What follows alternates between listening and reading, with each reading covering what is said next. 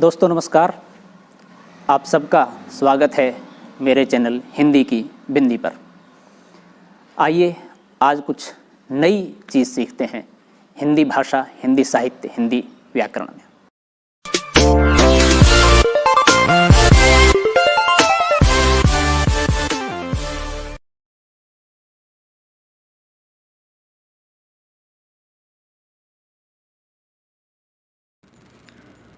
विद्यार्थियों, आज की वीडियो हम बना रहे हैं कक्षा 9 की हिंदी की पाठ्यपुस्तक क्षितिज के प्रथम भाग प्रेमचंद की कहानी दो बैलों की कथा को लेकर के। लगातार विद्यालय स्तर की कक्षा 8, 9, 10, 11, 12 की हिंदी की पाठ्यपुस्तकों की वीडियो हम बनाते जा रहे हैं और साथ ही साथ कॉलेज स्तर की एवं व्याकरण, काव्य शास्त्र तथा राजस्थान जीके की वीडियो बन रही हैं। राजस्थान कॉलेज लेक्चरर की सीरीज़ की वीडियो बन रही हैं। आप प्ले लिस्ट में जाकर के सभी वीडियो देख सकते हैं। हिंदी साहित्य, हिंदी व्याकरण, हिंदी भाषा के सभी टॉपिकों को कवर करने की हम कोशिश कर रहे हैं ताकि आप सही जानकारी के माध्यम से रूबरू हो सकें। तो आइए शुरू करते हैं आज प्रेमचंद की एक बहुत ही प्रसिद्ध कहानी। इस वीडियो में हम उस कहानी का वाचन करेंगे, उसका अर्थ बताएंगे, उसका भावार्थ, उसकी सरल रूप से व्याख्या करेंगे। वीडियो स्टार्ट करने से पहले आपसे निवेदन है, यदि आपने हिंदी की बिंदी चैनल को अभी तक भी सब्सक्राइब नहीं किया है तो उसे सब्सक्राइब जरूर कर लें, बेल आइकॉन को जरूर दबा लें ताकि कोई वीडियो आप मिस ना कर पाएँ। आइए शुरू करते हैं आज की वीडियो। सबसे पहले हम बात करते हैं प्रेमचंद के कुछ परिचय के बारे में। प्रेमचंद का जन्म 1880 में बनारस के लम्ही गाँव में हुआ था। उनका मूल नाम धनपत राय था। ये विशेष आप ध्यान रखें, 2-3 चीज़ें। जन्म स्थान गांव का नाम लम्ही और उनके मूल नाम धनपत राय, लेकिन अपनी लेखनीय के आधार पर वो प्रेमचंद नाम से प्रसिद्ध हुए। प्रेमचंद का बचपन अभाव में बीता और शिक्षा बीए तक की हो पाई। उन्होंने शिक्षा विभाग में नौकरी की, परंतु असहयोग आंदोलन में सक्रिय भाग लेने के लिए सरकारी नौकरी से त्यागपत्र दिया और लेखन कार्य के प्रति पूरी तरह समर्पित हो गए। प्रेमचंद के समय में भारत जो था वो परतंत्र था, इसलिए बहुत सारे लोग जो शिक्षा से जुड़े हुए थे या अखबारों से जुड़े हुए थे या सामाजिक कार्य करना चाहते थे, वो आंदोलनों में भाग लेते थे और अंग्रेज़ों के अत्याचार के विरुद्ध काम करते थे, चाहे वो लेखन के रूप से करें या फिर वो समाज को जागरूक करने के लिए, उनको भगाने के लिए अंग्रेज़ों को सक्रिय रूप से कार्य करें। तो प्रेमचंद भी उसमें एक महत्वपूर्ण कड़ी के रूप में कार्य कर रहे थे और आंदोलन में, असहयोग आंदोलन में भाग लेने के लिए सरकारी नौकरी छोड़नी पड़ी उन्हें और फिर बाद में पूर्णतः लेखन कार्य में समर्पित हो गए। सन 1936 में इस महान कथाकार का देहांत हो गया। प्रेमचंद ने काफ़ी कहानियाँ लिखी हैं और उनकी सभी कहानियाँ मानसरोवर नामक पुस्तक या खंड के 8 भागों में संकलित हैं और इसके अलावा सेवा सदन, प्रेमाश्रम, रंगभूमि, कायाकल्प, निर्मला, गबन, कर्मभूमि, गोदान, ये उनके प्रमुख उपन्यास हैं जो काफ़ी प्रसिद्ध हुए हैं। इसके अलावा उन्होंने हंस, जागरण, माधुरी आदि पत्रिकाओं का संपादन भी किया। इनमें लगातार लेख लिखते रहे और इनको एक समृद्ध कथा साहित्य पत्रिका के रूप में प्रसिद्ध कराया।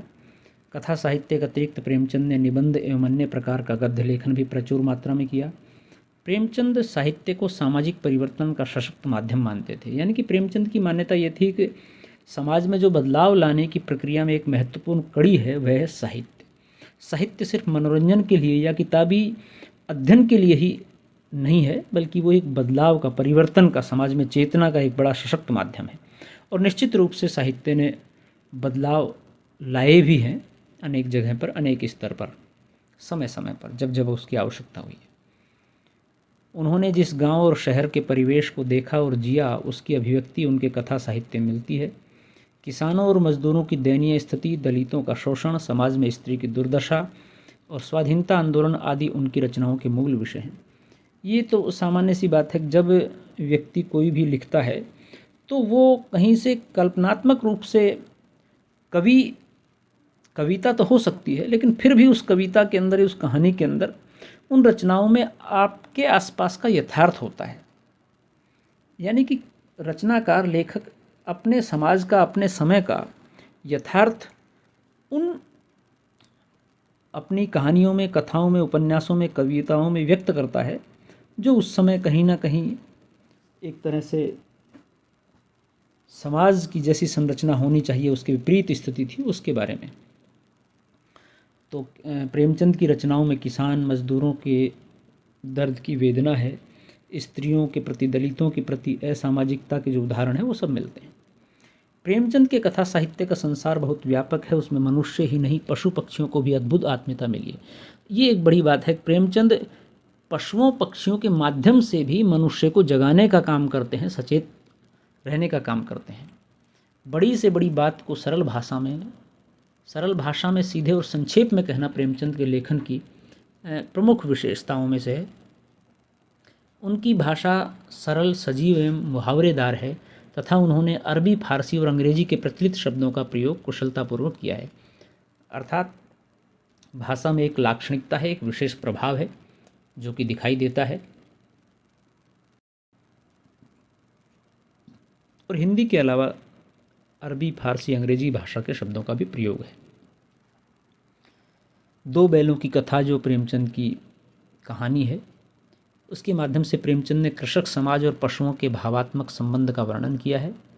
इस कहानी में उन्होंने यह भी बताया है कि स्वतंत्रता सहज में नहीं मिलती, उसके लिए बार बार संघर्ष करना पड़ता है। यानी कि किसान वर्ग के समाज की कथा है और पशुओं के भावात्मक संबंध के माध्यम से कहानी बहुत कुछ कहती है। इसके अंदर ये भी है कि स्वतंत्रता के लिए आदमी को बहुत संघर्ष करना पड़ता है, चाहे वो किसी भी प्रकार की स्वतंत्रता प्राप्त करे। परोक्ष रूप से ये कहानी आज़ादी के आंदोलन की भावना से जुड़ी है, अर्थात सीधे तरीके से नहीं, लेकिन अप्रत्यक्ष रूप से कहानी वहाँ से बात कहती है। इसके साथ ही इस कहानी में प्रेमचंद ने पंचतंत्र और हितोपदेश की कथा परंपरा का उपयोग और विकास किया है। यानी कि ये कहानी अपने में इसलिए भी महत्वपूर्ण है कि जिस तरह से पंचतंत्र के माध्यम से बहुत सारी कहानियाँ, कथाएँ हम विस्तार में सुनते पढ़ते आ रहे हैं, उसी के संदर्भ की बात करते हैं। तो विद्यार्थियों, अगली वीडियो में हम इस कहानी की पूरी चर्चा करेंगे। लगातार आप देखते रहिए इसके अगली वीडियो, क्योंकि वीडियो बहुत लंबी हो जाती है, इसलिए आपका नेट न खर्च हो जाए, इसलिए हम इसको यहीं पर सीमित रखते हैं। शुक्रिया, नमस्कार। यदि आपको वीडियो अच्छी लगी हो तो प्लीज़ इसे लाइक करें, शेयर करें, कमेंट्स करें और चैनल को सब्सक्राइब करना न भूलें। आपके मन में कोई सवाल है, कोई जिज्ञासा है, कोई प्रश्न है तो आप पूछ सकते हैं, हम उसका समाधान करने की कोशिश करेंगे। शुक्रिया।